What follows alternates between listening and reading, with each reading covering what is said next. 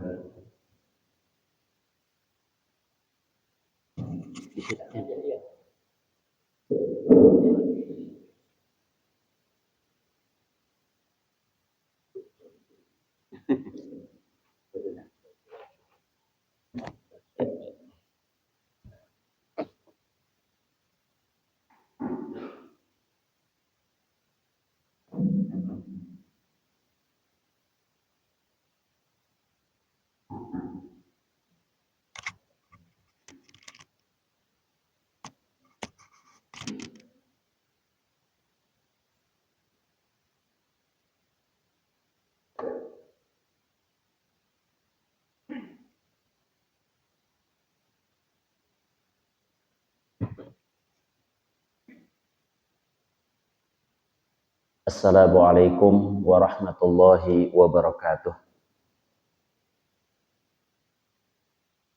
Alhamdulillah, alhamdulillahi fatihi abwabir rahmati liman taraqaha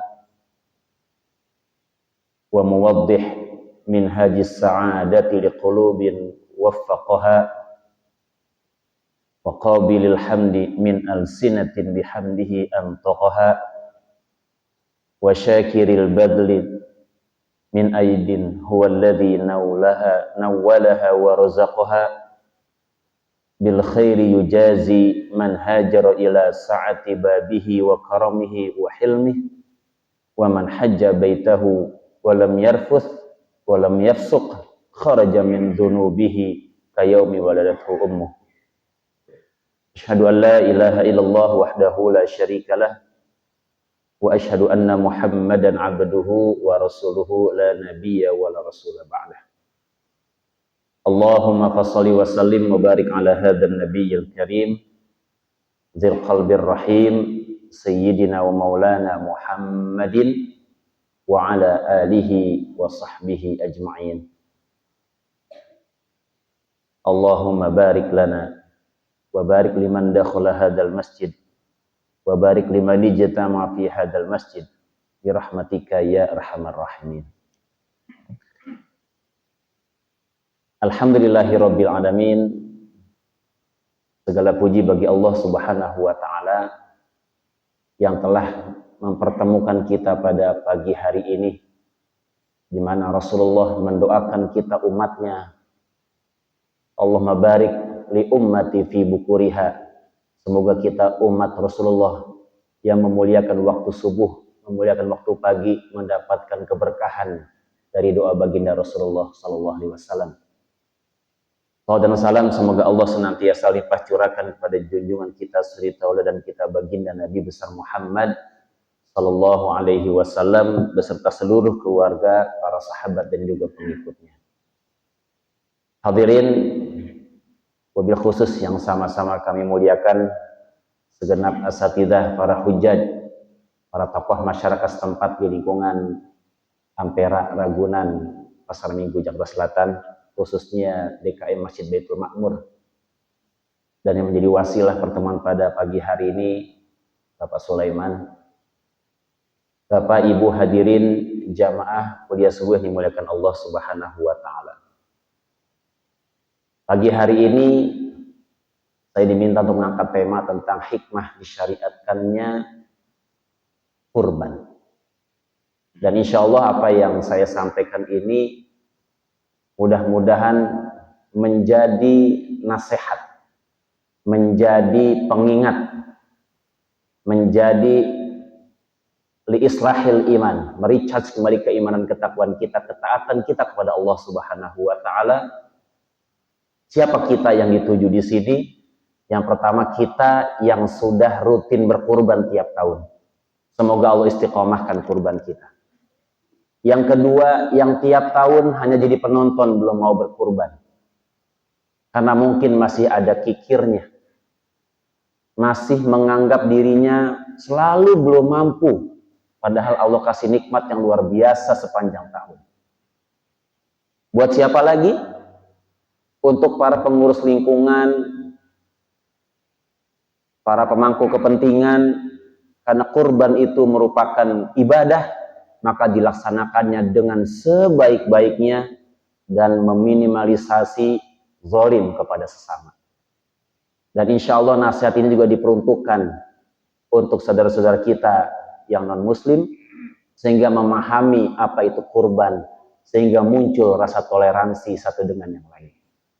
Hadirin yang dirahmati Allah Subhanahu wa taala, tentunya mengawali pertemuan hari ini kita doakan juga segenap saudara-saudara kita yang sudah berangkat ataupun yang sebentar lagi akan berangkat ke tanah suci. Mudah-mudahan mereka semuanya selalu diberikan kesehatan, keselamatan, dan kemudahan melaksanakan segala rangkaian manasiknya, dan mudah-mudahan kembali ke tanah air membawa haji yang mabrur, yang insya Allah tadi dijelaskan kalau dia pergi haji, wa man hajja baitahu wa lam yarfut wa lam yafsuq kharaja min dzunubihi ka yaumi waladathu ummuh. Mudah-mudahan mereka yang melaksanakan haji dengan sebaik-baiknya pulang membawa haji yang mabrur, sehingga juga dosa-dosanya diampuni oleh Allah Subhanahu wa taala ka yaumi waladathu ummuh, sebagaimana bayi yang baru dilahirkan dari rahim ibunya. Amin ya rabbal alamin. Mudah-mudahan di tahun-tahun mendatang kita yang belum haji, belum umroh bisa juga menjadi tamu Allah di sana. Amin ya rabbal alamin.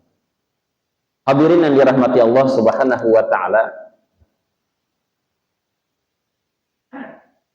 kita sebentar lagi ini sudah hitungan hari akan masuk Dzulhijjah. Ini kita masih di akhir-akhir Dzulqa'dah. Dan alhamdulillah Allah takdirkan kita berada di bulan haram. Segala amal-amal soleh yang kita kerjakan di bulan-bulan ini, di bulan haram, Dzulqa'dah, Dzulhijjah, Muharram, dan nanti yang terpisah sendiri namanya Rajab, kana ajruhu a'zam. Pahalanya besar. Amal-amal soleh yang kita kerjakan, insya Allah Allah lipat gandakan kebaikan-kebaikannya. Tapi konsekuensinya juga sebaliknya. Kalau kita mengerjakan kemaksiatan, wa kana dzambuhu a'zam, dosanya juga besar. Maka mana yang kita pilih? Tentunya kita sebagai orang yang mengaku beriman kepada Allah, maka insya Allah yang kita kerjakan adalah kebaikan-kebaikan amal soleh yang mudah-mudahan mendatangkan ridho Allah Subhanahu wa taala. Hadirin, tentu bagi sebagian orang yang imannya belum kuat, ngajinya kurang, rutinitas hariannya berangkat gelap, pulang gelap, kerja mengejar dunia. Itu pun kadang-kadang masih mengeluh. Padahal kesehariannya kerja terus. Tapi keluhannya di bidang ekonomi justru banyak datang dari mereka. Ketika datang syariat kurban bagi saudara-saudara kita yang demikian, maka yang muncul adalah perasaan berupa beban. Tapi ada sebagian lagi di antara kita, insya Allah kita termasuk di dalam yang kelompok ini, yang terus mengasah keimanannya, yang terus berupaya menyahut,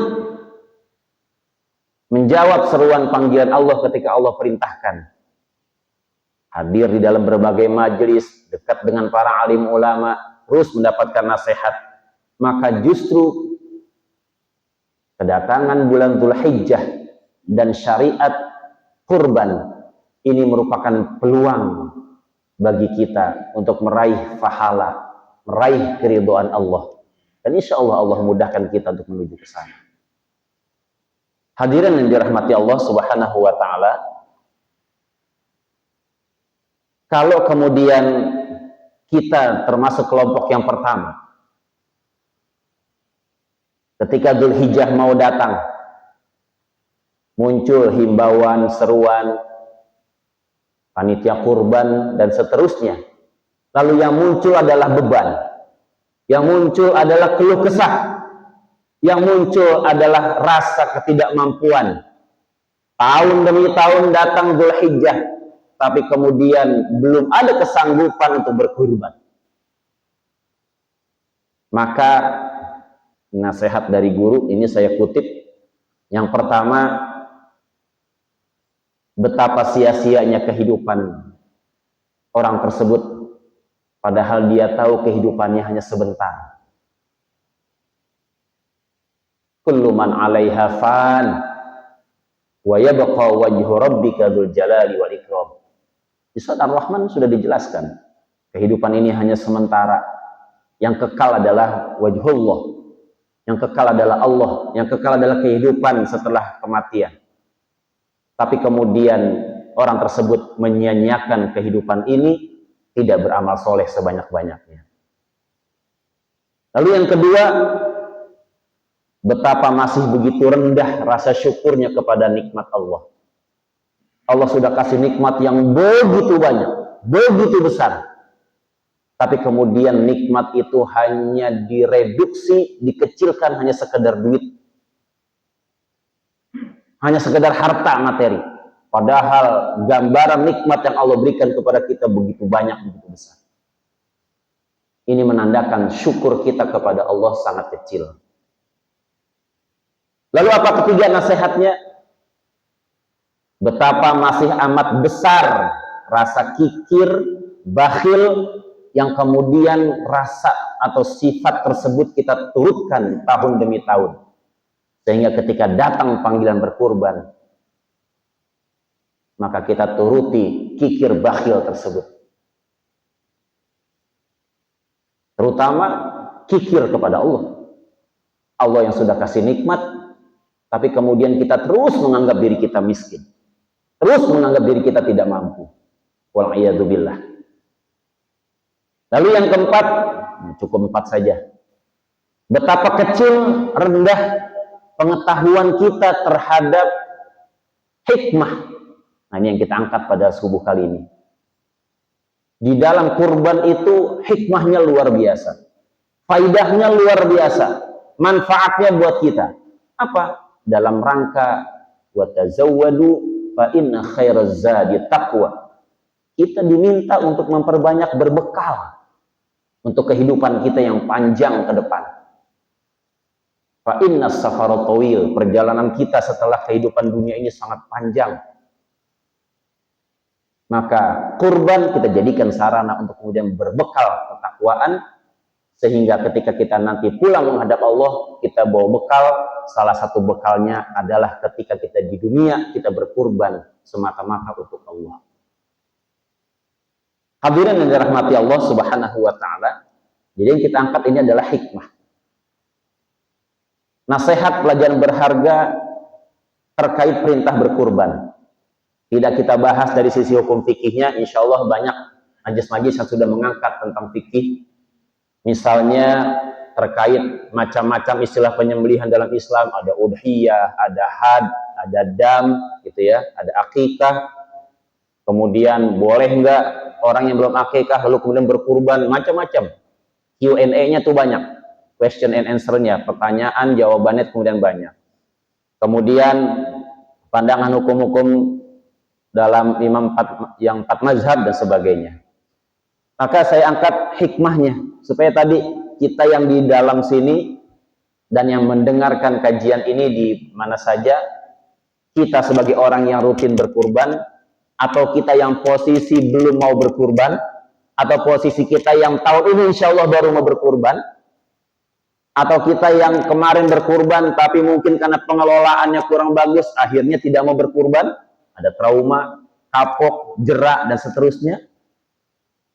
Atau kita sebagai orang yang mengurusi lingkungan, jadi panitia, ketua RT, RW, DKM masjid yang mengelola prosesi kurban dari mulai penyiapannya sampai pendistribusiannya, sampai kalau kami di DKM, di DMI, sampai mengatur bekerja sama tentang bagaimana kemudian proses pasca kurban dilaksanakan.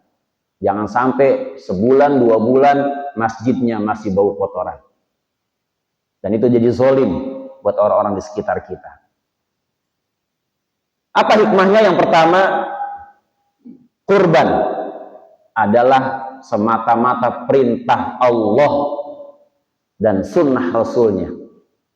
Yang perintah Allah ini dan perintah Rasulnya ini atau sunnah Rasulnya, Rasul kita Rasulullah Muhammad Sallallahu Alaihi Wasallam bersambung sampai kepada Nabi Ibrahim alaihissalam dan juga Ismail alaihissalam. Kurban, kita yakini ini perintahnya semata-mata dari Allah. Ingat, ini perintah Allah. Jadi bukan perintah dari panitia kurban, bukan. Bukan perintah dari pengurus lingkungan, bukan. Bukan promosi marketing semata-mata dari pedagang kurban, tidak. Kalau yang pada sekolah, bukan dari sekolah, dari guru-guru agama juga bukan. Tapi ini semata-mata perintah Allah Subhanahu wa taala. Dalilnya apa? Quran surat Al-Kautsar ayat 1 sampai 3. Di sini Allah jelaskan, a'udzubillahi minasyaitonirrajim. Inna a'tainakal kautsar. Inna, sesungguhnya kami, kata Allah, a'tainaka, telah memberikan kepadamu ya Muhammad, ai umatmu, tentunya wahai Muhammad dan umatmu, kita nih semuanya, al-kautsar, nikmat yang banyak. Allah sudah tegaskan bahwa nikmat Allah begitu banyak dan sudah kita terima dan insya Allah kita akan terima terus. Nikmatnya banyak. Lalu Allah perintahkan kepada kita, fasalli li rabbika,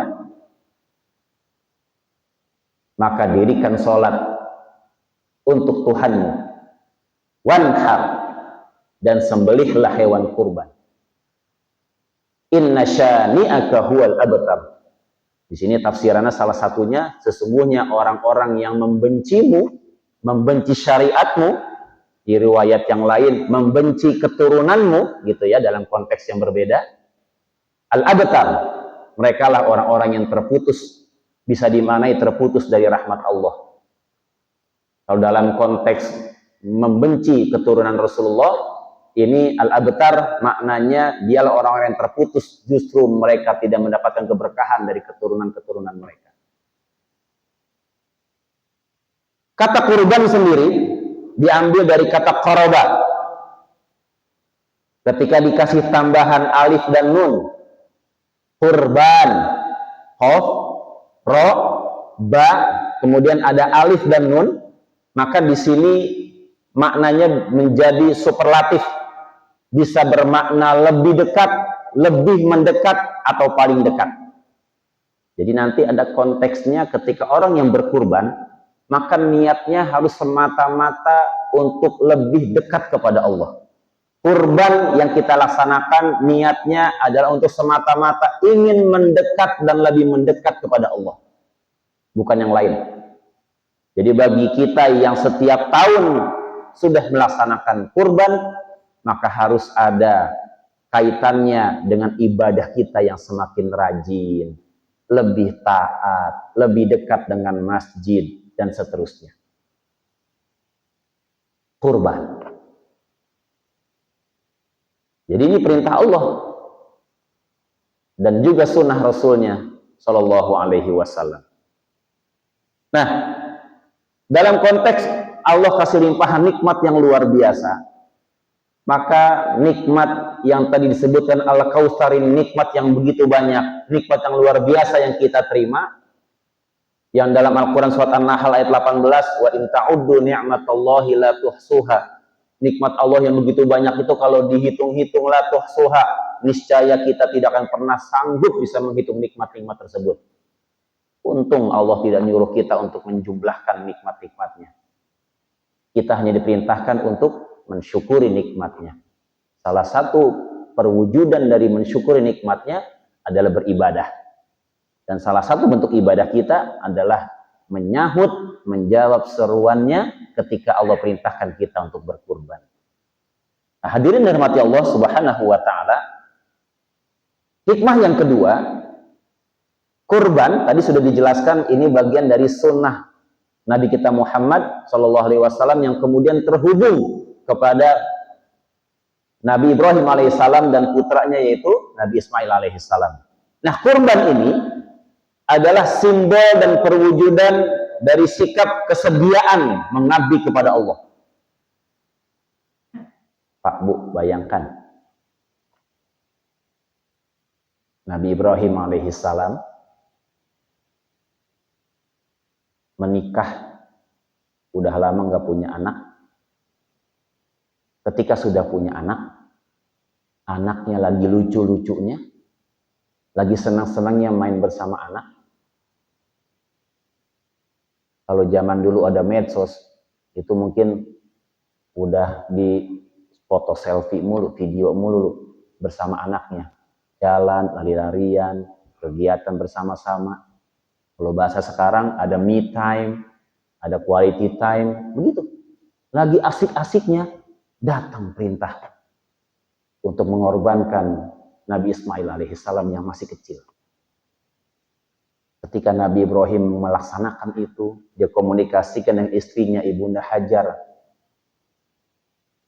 dikomunikasikan dengan putranya yang masih kecil. Ketiga persona ini, tiga sosok ini lalu kemudian menyatakan kesediaannya atas perintah Allah tadi. Bekerja sama, kompak untuk terus menyahut panggilan Allah. Maka ini merupakan hikmah yang luar biasa. Betapa orang mukmin itu terus menyatakan atau selalu siap sedia kapanpun perintah Allah datang. Nah, dalam konteks yang sekarang, berkurban itu selain bentuk kesediaan atas panggilan Allah, juga kepedulian kepada sesama. Wujud kasih sayang kita kepada sesama. Wujud kedermawanan kita kepada sesama. Bahwa orang yang beriman itu tidak hanya membina hubungan kepada Allah, yaitu hablum minallah saja. Konteksnya kita makhluk, Allah khalik, kita yang diperintah, Allah yang kasih perintah, kita dapat perintah, lalu kita bersedia. Tapi ketika kita bicara tentang hablum minan nas, ada kepedulian, kedermawanan, ada kasih sayang kita dengan sesama kita yang ada di sekitarnya. Mungkin kita di sini orang-orang yang untuk makan daging gampang, aksesnya mudah, kapan saja kita mau kita bisa beli. Tapi bagi sebagian orang nggak begitu. Daging itu barang istimewa. Yang bisa jadi mereka hanya menikmati daging tersebut yang kita makan setiap hari, setiap saat. Bagi mereka, mereka hanya makan daging justru saat momentum Idul Adha ini. Atau Idul Fitri ketika Lebaran. Dalam berupa hantaran satu dengan yang lain beranjang sana. Baru kebagian dapat semur, dapat rendang. Kalau nggak ada, mereka nggak makan.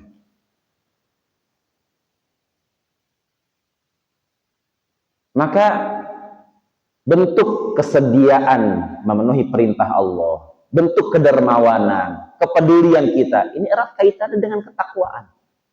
Maka di Al-Quran surat Al-Hajj ayat 38 Allah tegaskan bahwa yang sampai kepada Allah itu bukan dagingnya, bukan daging kurban kita, bukan juga darahnya, tapi yang sampai kepada Allah, yang Allah terima dari kurban kita adalah ketakwaan kita. Makanya perbagus kurban kita. Pilih kurban yang terbaik sesuai kemampuan. Nah, bicara soal mampu, nah itu nanti di babnya adalah bab tentang fikih kurban. Silakan ditanyakan nanti ke guru-guru yang memang fokusnya di fikih kurban. Ada kategori-kategorinya menurut Imam 4 mazhab. Jadi hadirin sekalian, jangan tunggu lagi. Segera kita berkurban tahun ini. Yang ketiga, kurban adalah syiar Islam. Syiar agama kita. Kalau di kajian sosiologi, Islam itu sebuah entitas, sebuah lembaga, maka untuk menunjukkan eksistensi keberadaannya di lingkungan, ini lingkungan ini Islamnya banyak atau tidak? Islamnya muncul atau tidak? Ya tergantung pengamalan muslimnya. Lalu muslimnya kelihatan kan di pengamalannya? Ada masjid, ada kajian-kajian, ada kurban, ada santunan yatim du'afa. Nah, itu bentuk bagian dari syiar agama kita yang menunjukkan eksistensi keberadaan muslim. Nah, kurban ini juga bagian dari perwujudan keberadaan kita hadirin sekalian. Maka ayo berlomba-lomba, tapi niatkan berlomba-lombanya fastabiqul khairat. Berlomba-lomba dalam kebaikan, dalam rangka menunjukkan ketakwaan kita kepada Allah. Jadi harus berkurban. Keberadaan muslim di lingkungan ini, di mana saja, harus dimunculkan. Dan kemunculannya, sekali lagi, harus memberi maslahat, kemanfaatan kepada sesama, khususnya untuk fakir miskin du'afa. Makanya di kajian fikih itu ada dijelaskan tuh. Kalau ada kurban, jangan belinya jangan yang kurus. Belinya yang gemuk. Bahkan dibahas juga terkait mana yang lebih afdol, kambing atau domba atau sapi atau kerbau. Nah, bicara konteks kemaslahatan kemanfaatan untuk wilayah-wilayah yang memang padat penduduk, ya afdolnya itu yang dagingnya banyak kan. Dalam bicara konteks itu, bicara soal banyak-banyakan dagingnya, itu ada di dalam kajian fikihnya juga. Hadirin yang dirahmati Allah Subhanahu wa taala. Jadi bayangkan perwujudan keberadaan muslim di tempat ini, di lingkungan di mana muslim berada, kemudian menunjukkan wajah Islam yang sebenarnya, yang dermawan, yang peduli, yang menebarkan rahmatan lil alamin, dan itu kemudian membahagiakan saudara-saudara kita yang du'afa, saudara-saudara kita yang fakir miskin, yang tadi saya sampaikan sebelumnya, mereka yang mungkin makan daging itu yang memang pas momentum Idul Adha. Bayangkan Bapak Ibu menyembelih hewan kurban, kurbannya dibagikan kepada mereka, lalu muncul senyum di wajah mereka. Mereka senang. Mereka kenyang dengan daging yang kita makan. Bapak Ibu mendapatkan keberkahan dari hadis orang-orang yang membahagiakan saudaranya, maka insya Allah itu lebih baik daripada beribadah 60 tahun lamanya. Maka ayo kita berlomba-lomba membahagiakan saudara-saudara kita. Yang keempat, hikmahnya. Kurban adalah wujud rasa syukur.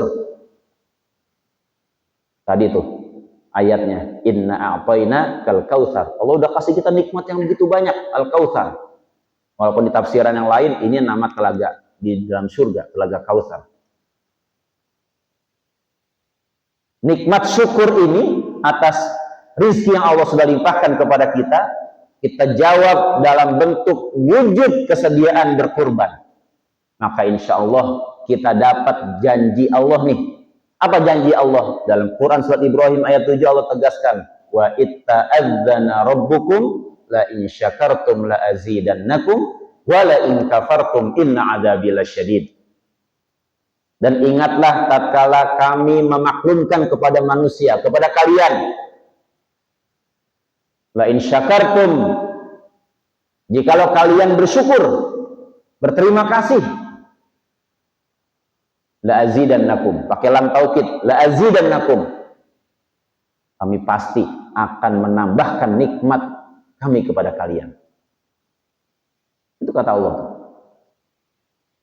Tapi sebaliknya, wala in kafartum, kalau kalian, kita semua tidak tahu bersyukur, nggak tahu berterima kasih, dikasih nikmat udah banyak banget sepanjang tahun, sehat, punya pekerjaan, punya penghasilan, rumah nggak ngontrak, keluarga aman, tentram, damai, tenang, lingkungan juga aman, tenang, mau ngapa-ngapain aman, tapi kemudian tidak tahu berterima kasih atas nikmat Allah, nggak mau bersyukur, terus mengeluh, terus menganggap diri tidak mampu, padahal handphone gonta-ganti, motor bisa gonta-ganti, rumah bisa direnov, perhiasan bisa dibeli, tapi giliran Allah kasih perintah kurban, jawabannya nggak mampu, terus tiap tahun hanya jadi penonton saja, senangnya dapat kupon, tapi tidak mau menjadi pelaku yang berkurban. Maka hati-hati.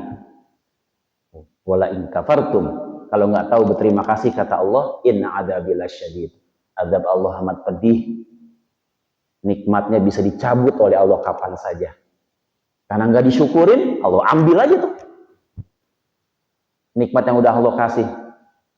Nah, ini juga bagian dari hikmah. Yang kelima, kurban adalah peluang kita meraih pahala, meraih kebaikan.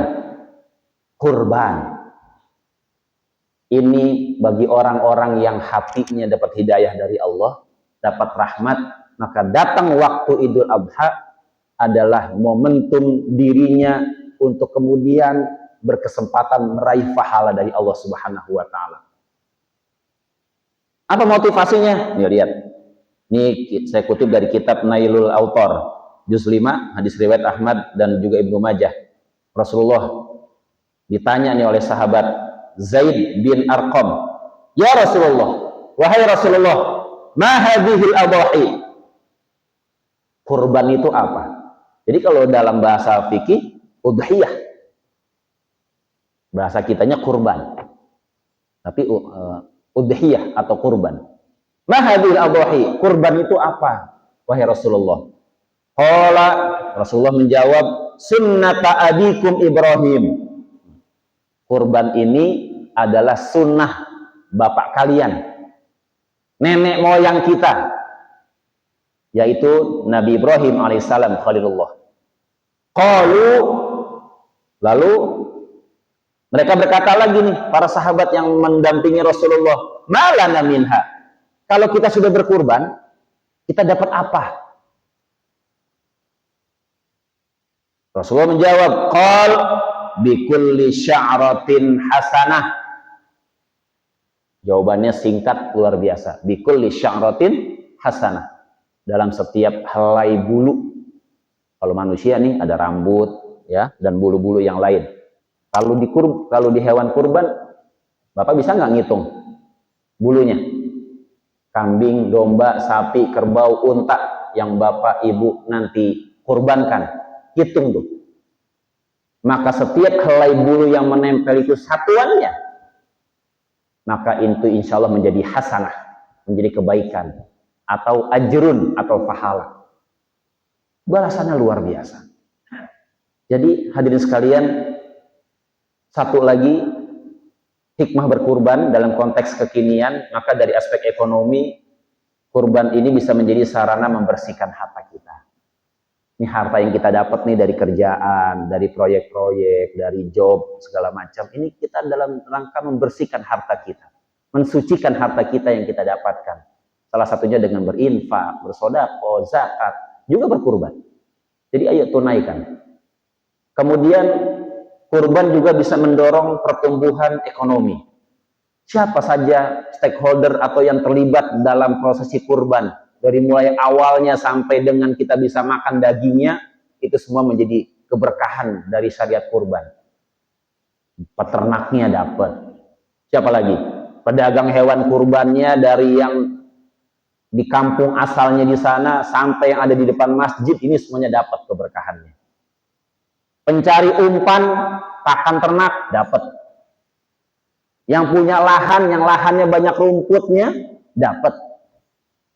Pedagang penjual peralatan kurban, yang jual pisau, yang jual golok, batu asahan, gerinda, itu kan alat-alat untuk ngasahnya, dapat.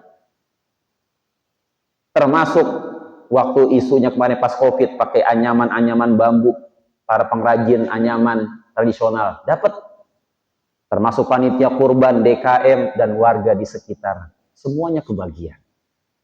Maka alhamdulillah, ini menjadi kemaslahatan buat semua. Maka yang kesemuanya ini, ketika kita niat untuk ibadah, ayo kita laksanakan dengan sebaik-baiknya. Ini yang terakhir, amanat, karena saya sebagai pengurus DMI Provinsi, kami sampaikan juga, terutama untuk DKM, pengurus lingkungan, ayo, karena ini bagian dari ibadah kepada Allah, kita laksanakan dengan sebaik-baiknya.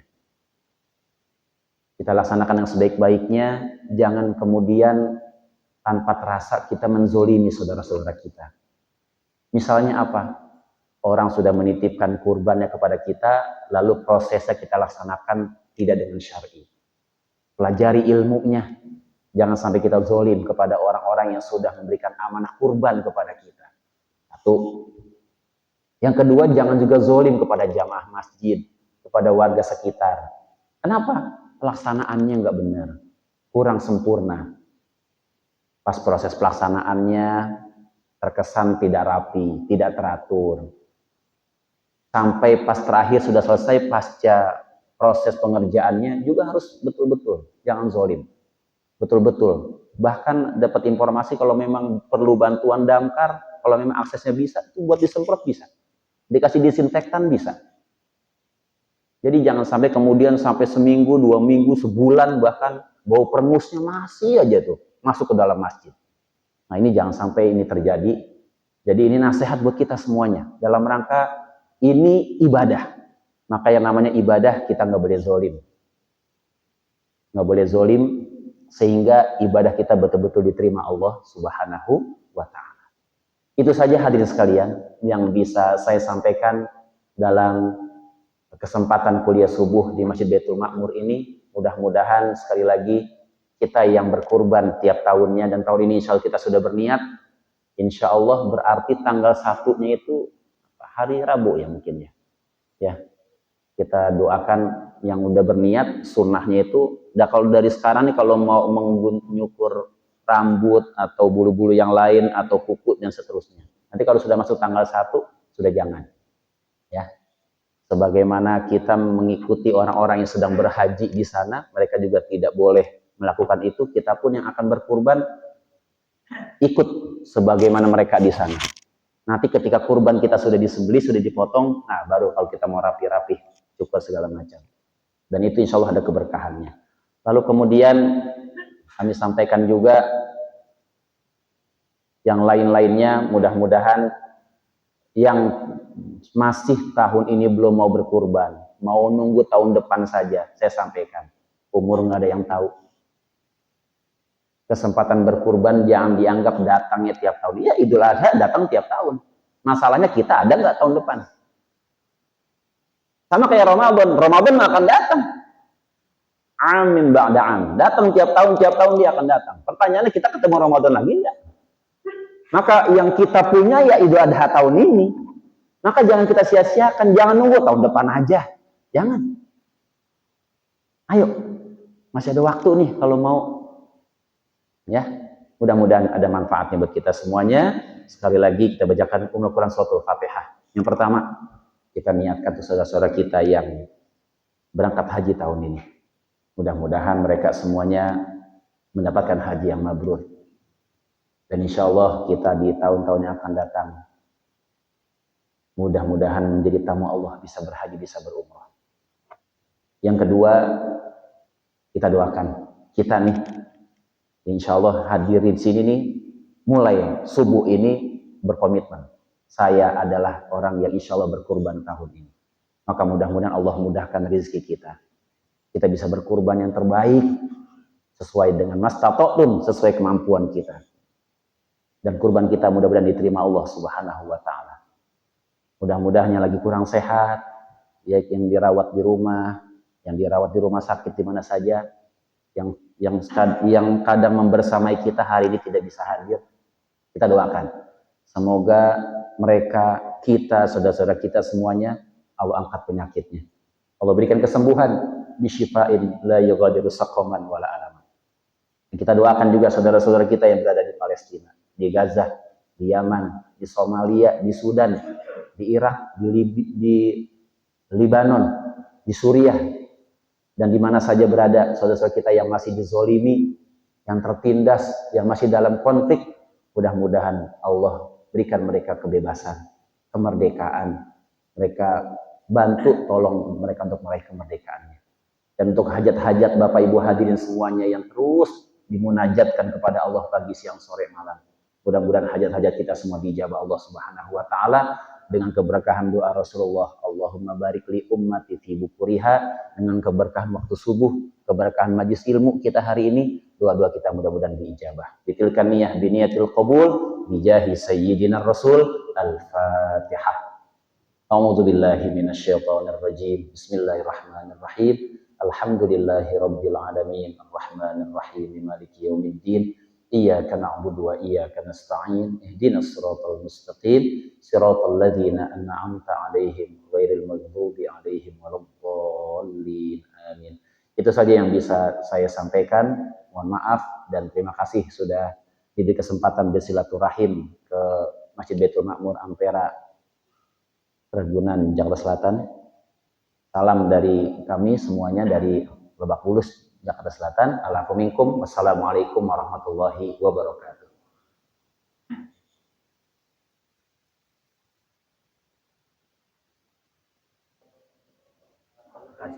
Baik, sama-sama.